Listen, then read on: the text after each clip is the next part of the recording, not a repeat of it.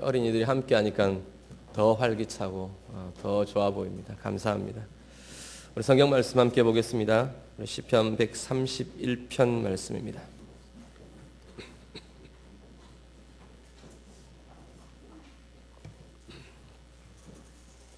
구약 성경 시편 131편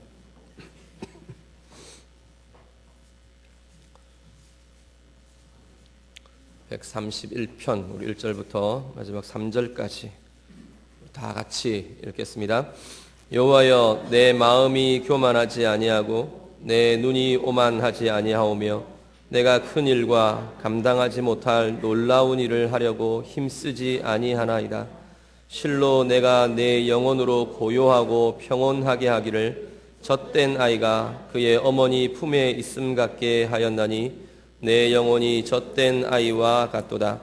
이스라엘아, 지금부터 영원까지 여호와를 바랄지어다. 아멘. 오늘은 어린이 주일입니다. 앞에 우리 기도하시면서도 또 우리 찬양도 함께 같이 했는데 온교회가 어린이 주일로 지키는 5월 첫 주일입니다.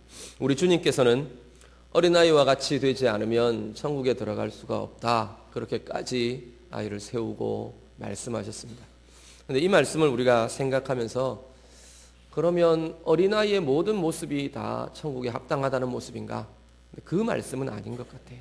어린아이들의 특징, 어린아이들의 모습, 그것이 전부 다 그 모습이 온전히 다 하나님 나라에 합당한 구원의 조건이다, 그 말씀을 하고 계시는 건 분명히 아닐 겁니다.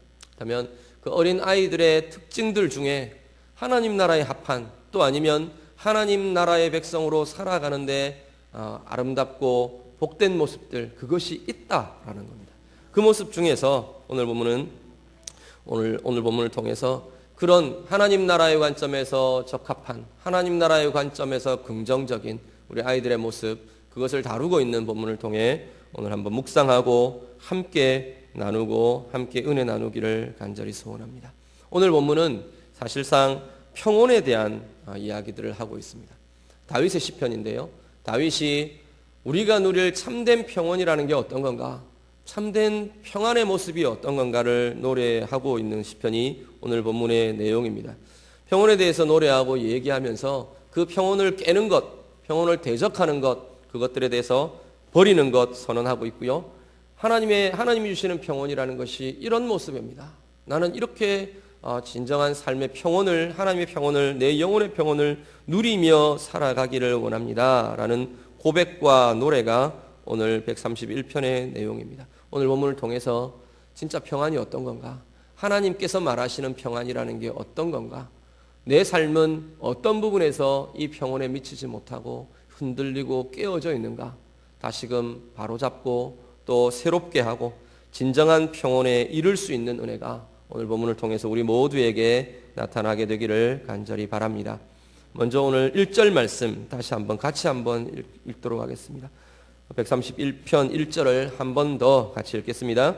여호와여, 내 마음이 교만하지 아니하고 내 눈이 오만하지 아니하오며 내가 큰 일과 감당하지 못할 놀라운 일을 하려고 힘쓰지 아니하나이다. 아멘.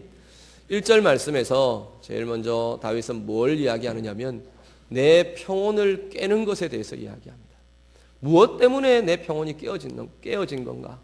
무엇이 내 평온을 흔들어 놓고 내 평온을 방해하고 내 평온을 회방하는가? 다윗이 먼저 1절 말씀에서 제기하면서 그것 내가 포기하겠습니다, 그것 내가 내려놓겠습니다 라고 고백하고 있는 것을 보게 됩니다. 우리는 보통 평안이 깨어지는 이유를 무엇으로 보통 생각하느냐 하면 상황 때문이라고 보통 생각합니다.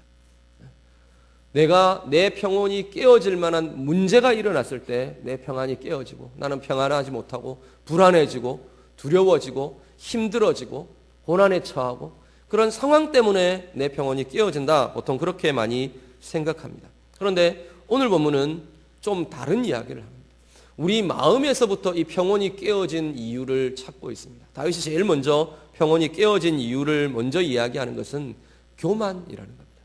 우리는 보통 평온의 반대를 불안, 고통, 어려움 이런 것들을 생각하는데 다윗은 오히려 평온의 상대적인 개념을 교만이라고 말하고 있는 것을 보게 됩니다. 내 마음의 교만 때문에, 또 반복해서 내 눈의 오만함 때문에 하나님 내 평온이 깨어졌습니다. 그래서 다시 평온을 바로잡는데 다윗이 뭐라고 고백하냐면 내 마음이 교만하지 아니하오며 내 눈이 오만하지 않도록 하겠습니다.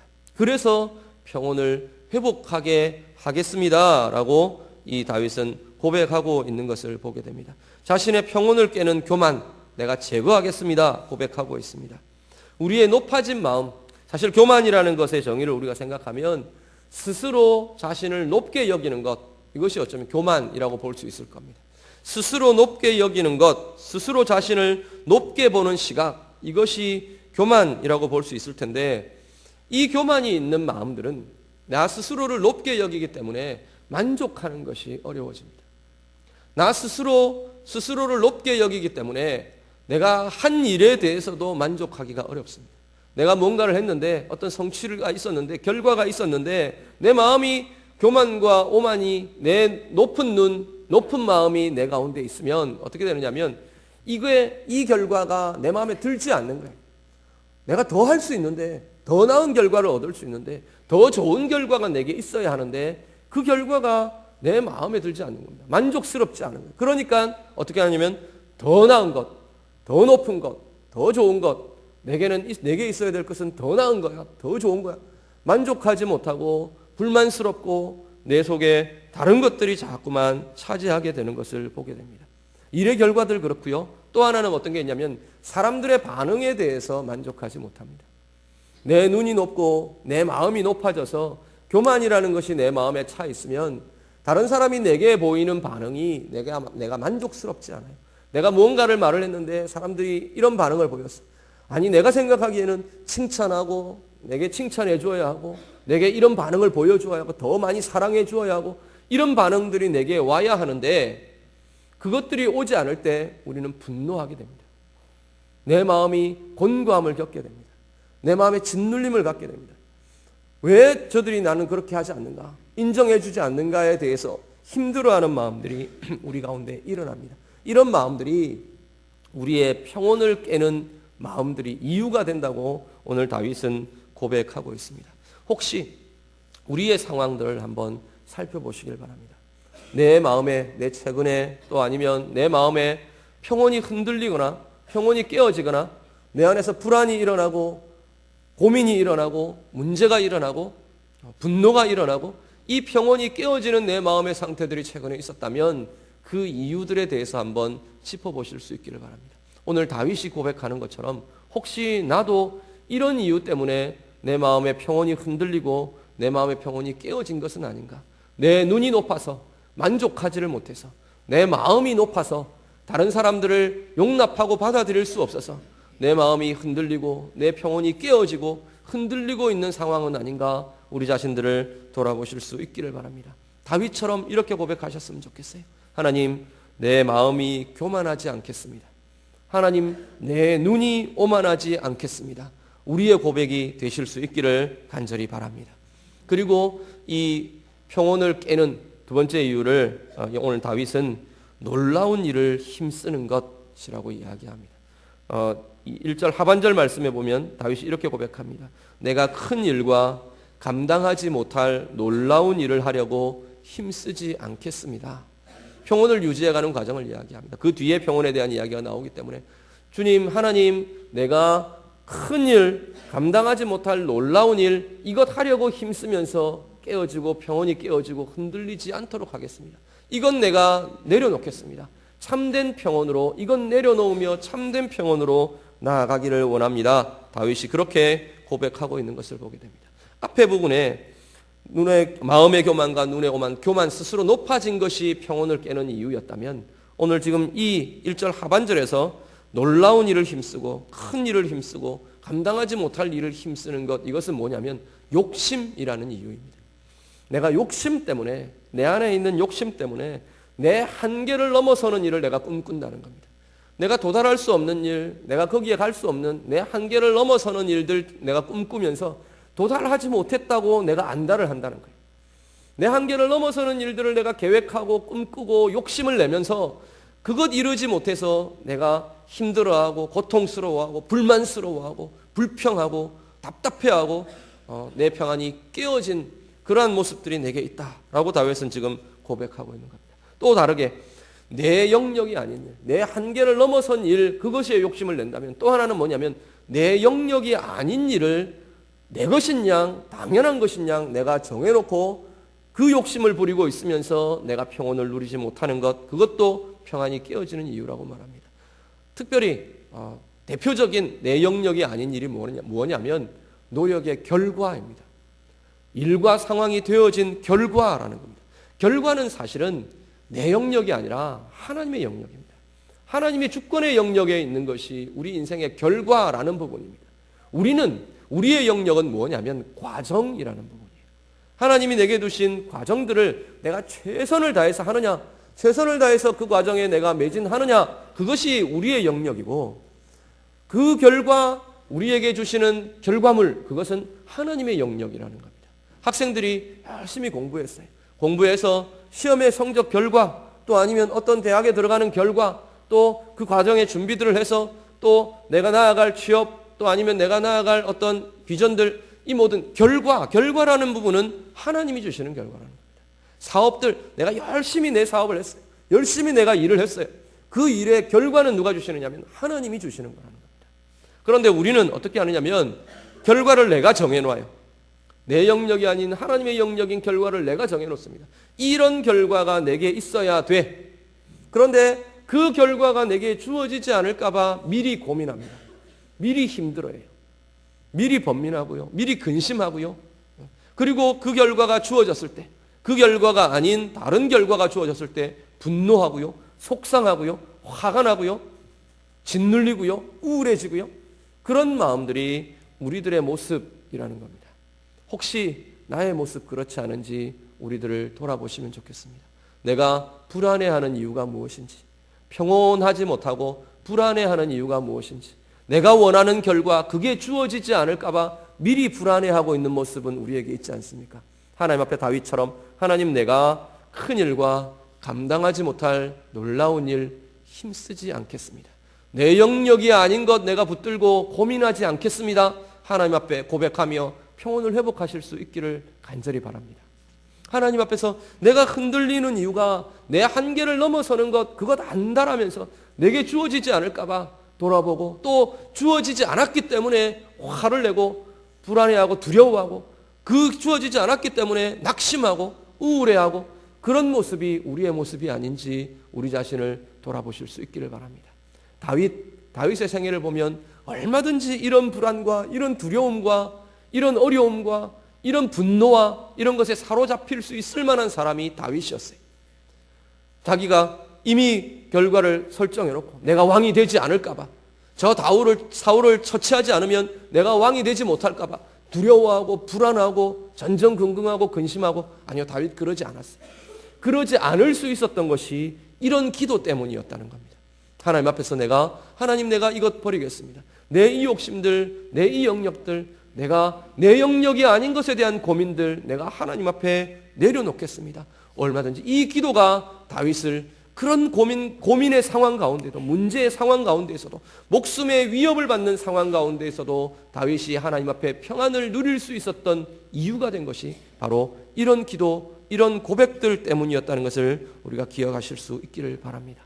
오늘 우리의 삶 가운데 참 평안, 이것 내려놓으면서 하나님 앞에 이것 고백하면서, 하나님, 이건 내 영역 아닙니다. 하나님, 내 영역에 내가 충실하겠습니다.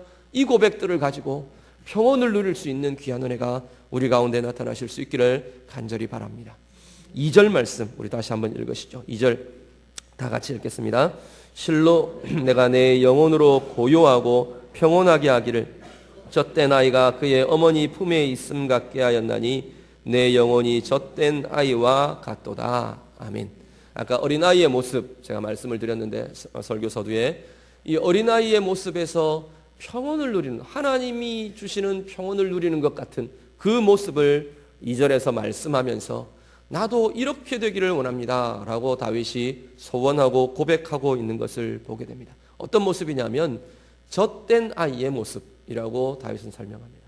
젖된 아이가 어머니의 품에 이렇게 안겨 있는 그 모습, 그걸 바라보면서, 그걸 이야기하면서 나도 그 아이의 그런 모습처럼 평온을 누리게 되기를 원합니다. 그 아이의 그런 모습의 평온을 나도 갖게 되기를 원합니다 라고 다윗이 고백하고 있는 것을 봅니다. 근데 왜 하필 젖된 아이일까 생각을 하게 됩니다. 젖된 아이와 반대되는, 상대되는 아직 젖되지 못한 아이의 모습을 우리가 한번 생각하기를 원합니다. 젖되지 않은 아이는 엄마의 품이 젖을 공급받는 자리입니다. 엄마의 품에 안겨서 젖을 먹고 젖을 공급받아야 하는 자리가 엄마의 품이라는 겁니다. 그래서 젖된 아이가 엄마의 품에서 젖을 먹지 못할 때, 그것이 공급되지 않을 때 짜증냅니다. 젖대 갈 무렵에, 젖이 비어갈 무렵에 아이들 보면 막 젖이 안 나오니까 엄마 젖을 깨물기도 하고 막 이런 막 심통을 부리는 것도 보게 되는 것 같아요. 그게 뭐냐면 막 빨다가 짜증나서 막 울기도 하고 그런 모습들을 보는데, 그게 바로 엄마의 품에 안겨 있으면서도 평온을 누리지 못하는 아이의 모습이라는 겁니다. 그런데 젖된 아이의 모습은 그게 아니고, 그런 모습들을 다 넘어선 모습들을 젖된 아이가 엄마의 품에 안겨 있는 모습으로 이야기합니다. 다시 한 번 더, 젖되지 못한 아이의 그 젖에 대한 집착, 그것을 우리가 한번 생각하면 우리 또한 내가 얻어야 할 것, 내가 가져야 할 것, 그것에 대한 집착이 있는 한 우리는 평온을 누리지 못한다는 겁니다. 그 집착이 있는 한 우리는 평온 대신에 내 욕심, 내가 원하는 것, 내가 원하는 목표, 내가 원하는 결과, 그것에 사로잡혀서 평온이 흔들리고 깨어지고 불안과 분노와 집착에 안달하는 그러한 모습으로 우리의 삶과 우리의 마음이 바뀌어질 수 있다는 겁니다. 성경에 보면 이 집착으로 살아왔던 한 인물 예를 우리가 볼 수 있습니다. 우리 성경 말씀 한 구절 보시죠. 창세기 25장 26절 말씀 우리 같이 한번 읽겠습니다. 창세기 25장 26절 다 같이 읽습니다. 후에 나온 아우는 손으로 에서의 발꿈치를 잡았으므로 그 이름을 야곱이라 하였으며 리브가가 그들을 낳을 때에 이삭이 60세였더라. 아멘. 본문은 누구에 대한 이야기냐면 야곱과 에서에 대한, 에서와 야곱의 출생에 대한 이야기입니다. 특별히 야곱, 이 야곱은 이름이 어떤 의미를 갖고 있냐면 붙잡는 자라는 의미를 가지고 있습니다. 야곱이라는 이름이 움켜쥐는 자, 붙잡는 자라는 의미를 가진 이름이 야곱이라는 이름입니다. 태어날 때부터, 오늘 이제 읽은 본문처럼 태어날 때부터 이 야곱은 붙잡으면서 태어났어요. 태어날 때 자기가 먼저 태어나야 되는데 자기 앞서, 정말 그 마음이 아이에게 있었을지는 아직 좀 의문이긴 합니다. 정말 그런 마음 때문에 붙잡았을지는 잘 모르겠는데 그 욕심들이 막 그 가운데 태중에 복중에 두 생명이 싸우더라 그랬어요. 그럴 정도였으니까 그 붙잡는 그 마음을 가지고 막 태어났어요. 그런데 생애가 전체가 사실 이 야곱의 생애를 보면 붙잡고 움켜쥐는 것으로 다 이렇게 점철되어 있었던 것을 보게 됩니다. 형의 장자권 자기가 붙잡고 움켜쥐려고 결국은 사기를 쳤나요? 하여튼 그 형의 약점을 이용해서 결국은 가로채입니다. 형의 축복 정말로 사기를 쳐서 아버지 눈 잘 안 보이는 아버지에게 사기를 쳐서 그 형에게 돌아가야 될 축복 자기가 가로채어 버립니다. 그런데 가로채서 얻은 축복 장자권 그걸 가로채고 나니까 복이 온 게 아니고 은혜가 온 게 아니고 평온이 온 게 아니고 뭐가 오죠? 도망하는 인생이 찾아왔어요. 형에게 잡혀 죽임을 당할까 봐 이 야곱은 도망을 합니다. 멀리 하란 땅에 외삼촌 그 라반의 집으로 도망하게 됩니다. 그렇게 사랑하고 그렇게 좋아하던 어머니 리브가 죽을 때까지 결국은 야곱은 그 얼굴을 대면하지 못하게 됩니다. 그런 생이 시작이 됩니다. 외삼촌 라반의 집에서도 움켜쥐는 일들 계속해서 반복합니다. 그 결과 아내를 4명이나 얻었고요. 아들을 12명이나 낳았습니다. 그건 잘한 것 같아요. 그런데 또 재산들 막 움켜쥐려고 전전긍긍하며 고민하며 많은 재산들 얻게 됐어요. 그런데 이 야곱의 생애는 많은 걸 소유하고 많은 걸 움켜쥐는 것은 성공을 한 것 같은데 결코 평온하지 못했어요. 4명이나 되는 아내들 때문에 계속 집안에는 분란이 일어났고요. 12명이나 되는 아들들 때문에 계속해서 분란이 일어납니다. 내가 소유를 가지면 평온하고 복을 얻을 것 같았는데 이 소유들이 결코 자기에게 평온을 주지 못했던 것을 보게 됩니다. 나중에 생애를 거의 다 살았을 때 그 애굽 왕 바로 앞에 갔을 때 이제 요셉이 총리 대신이 되고 다시 회복하고 야곱이 그 요셉을 따라서 애굽을 내려가서 이 바로 앞에 섰을 때 야곱이 그렇게 고백합니다. 내 나그네 인생길이 우리 조상들에 비하면 그렇게 긴 연수는 아니지만 내 나그네 인생길이 정말로 험악했습니다. 바로 앞에 그렇게 고백하는 것을 보게 됩니다. 왜? 축복을 받은 자가, 사실 성경을 보면 태중에 있을 때부터, 복중에 어머니 뱃속에 있을 때부터 야곱은 축복을 받은 자였어요. 이미 복이 선택된 자였고 복이 이미 선포된 자였습니다. 그럼에도 불구하고 사실 자기들의 생애 하나하나, 야곱의 생애 하나하나를 보면 정말로 그 복이 하나님께서 순간순간 그 복을 채워주셨어요. 그럼에도 불구하고 야곱은 평안을 누리지 못했다는 겁니다. 진짜 행복은 누리지 못하면서 그 생애를 살았다는 겁니다. 왜냐? 집착 때문에. 내가 붙들어야 하고, 내가 소유해야 하고, 내가 움켜쥐어야 하고, 내가 붙잡아야 하는 그 집착 때문에 하나님의 복이 그 생애 가운데 계속 부어지고 있음에도 불구하고 야곱은 그 복을 정말로 누리지는 못하고 산 사람이 바로 야곱이었다는 겁니다. 오늘 우리의 삶을 돌아보시길 바랍니다. 하나님께서 내게 계속해서 찾아오시고 말씀하시고 은혜 주시고 공급해 주시고 채워주고 계시는데 내가 평온을 누리지 못하고 있다면 내 평온의 깨어짐이 어디서부터인가? 내가 어떤 것에 집착하고 있기 때문에, 내 마음이 어떤 것에 빼앗겨 있기 때문에 나는 지금 평온을 누리지 못하는가? 나는 지금 하나님의 평안을 내 평안으로 누리지 못하고 있는가? 우리 자신을 돌아보실 수 있기를 바랍니다. 이 집착을 내려놓을 때, 이 움켜쥐는 손을 우리가 풀어놓을 수 있을 때, 이 집착에서 내가 해방될 때 우리는 진정한 참 평안을 누릴 수 있게 되는 줄로 믿습니다. 젖 먹던 아이가 이 엄마의 젖을 얻어야 하는 이것이 엄마의 품의 전부가 되어버리면 이 아이는 엄마의 품에서도 평안을 얻지 못한다는 겁니다. 젖이 나오지 않으면, 젖이 공급되지 않으면 이 아이는 엄마의 품에서도 평안을 얻는 게 아니라 불평과 짜증과 분노와 그런 모습들로 일관될 수밖에 없는 것이 아이의 모습입니다. 그런데 그 이면에 다른 모습을 이야기하는데 젖된 아이의 모습을 이야기합니다. 젖에서 자유롭게 된 아이, 그 아이가 엄마 품에 있는 모습, 그것이야말로 진짜 평온을 누리는 모습이라는 겁니다. 젖된 아이가 엄마의 품에 있으면 엄마의 품 자체가 그 아이는 목적이 되는 겁니다. 그냥 엄마의 품에 안겨 있는 것, 그것 자체가 이 아이에게는 평안의 이유가 되더라는 겁니다. 더 이상 그 엄마의 품에서 다른 것을 구하고 다른 것을 얻어야만 만족을 얻는 게 아니고 엄마의 품 자체가 이 아이에게는 만족이고 평안을 얻는 자리가 되더라 말씀합니다. 오늘 우리의 모습이 정말로 하나님의 품 그 자체가 내 만족이 되고 내 평안이 되고 있는가? 우리들 한번 돌아보실 수 있기를 바랍니다. 이 야곱의, 앞에 이야기했던 집착의 예인 야곱과 대조되는 사람 하나가 나오는데 한 번 더 우리 본문을 같이 보시죠. 창세기 39장 2절부터 3절 말씀입니다. 창세기 39장 2절에서 3절 말씀, 우리 같이 한번 읽겠습니다. 다 같이 읽습니다. 여호와께서 요셉과 함께 하심으로 그가 형통한 자가 되어 그의 주인 애굽 사람의 집에 있으니 그의 주인이 여호와께서 그와 함께 하심을 보며 또 여호와께서 그의 범사에 형통하게 하심을 보았더라. 아멘. 야곱과는 완전히 대조적인 상황입니다. 야곱은 사실 거의 많은 것을 소유했던 사람이에요.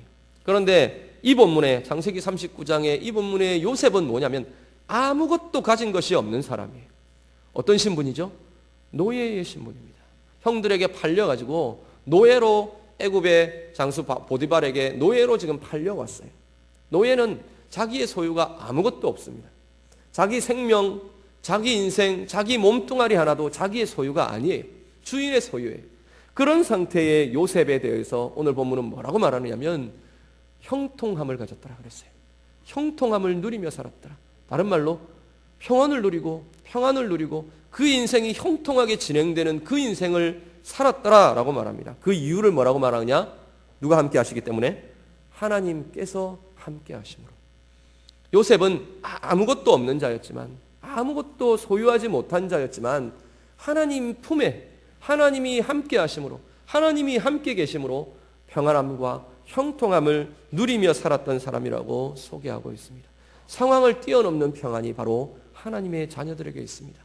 우리는 상황이 우리의 평온을 좌우한다고 생각하지만 오늘 요셉을 보면, 이 요셉을 보면 상황을 뛰어넘는 평안이, 형통함이 그 가운데 있는 것을 보게 됩니다. 오늘 우리가 젖대지 못한 그 젖을 먹는 아이처럼 하나님의 품에서 하나님 이것 주셔야 합니다. 이것 주셔야 내가 평안합니다. 이것 주셔야 내가 형통합니다. 이것 주셔야 내가 성공하는 겁니다. 라고 하나님 앞에 떼쓰며 젖을 물고 안다라는 그러한 모습이 아니고 젖된 아이가 어머니 품에서 그 품 자체로 만족하며 편히 잠들 수 있는 것처럼 오늘 우리가 하나님의 품, 하나님 안에서 하나님과 함께하는 그 자리, 그것으로 만족과 평안을 누릴 수 있는 귀한 은혜가 우리 가운데 있으시기를 간절히 바랍니다. 그러면 우리는 아무것도 가질 수 없느냐? 가지지 않느냐? 아니요. 하나님이 채우시더라는 겁니다. 야곱의 생애를 보잖아요.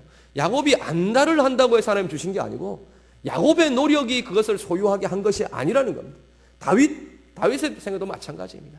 다윗이 무언가를 노력했기 때문에 얻은 것이 아니고 하나님이 이미 주시기로 작정하셨고 그 하나님의 계획을 따라 하나님께서는 그 시기가 되었을 때 하나님께서 모든 것들을 공급해 주셨던 것을 보게 됩니다. 우리는 무엇을 하면 되느냐? 내가 지금 처해 있는 상황에서 하나님이 원하시는 최선을 살기만 하면 된다는 겁니다. 그것만 하면 결과는 하나님이 주시는 결과를 따라 우리가 누리게 될 줄로 믿습니다. 하나님 앞에서 정말로 우리의 집착을 벗어버릴 수 있기를 바랍니다. 우리가 내 마음에 붙들려 있는 나의 집착들을 내려놓으실 수 있기를 바랍니다. 그리고 하나님의 일하심들을 경험하고 바라보실 수 있게 되기를 간절히 소원합니다. 마지막 절 함께 보시죠. 마지막 절 보면 다윗이 찬양으로 마무리합니다. 같이 고백합니다. 이스라엘아 지금부터 영원까지 여호와를 바랄지어다. 아멘.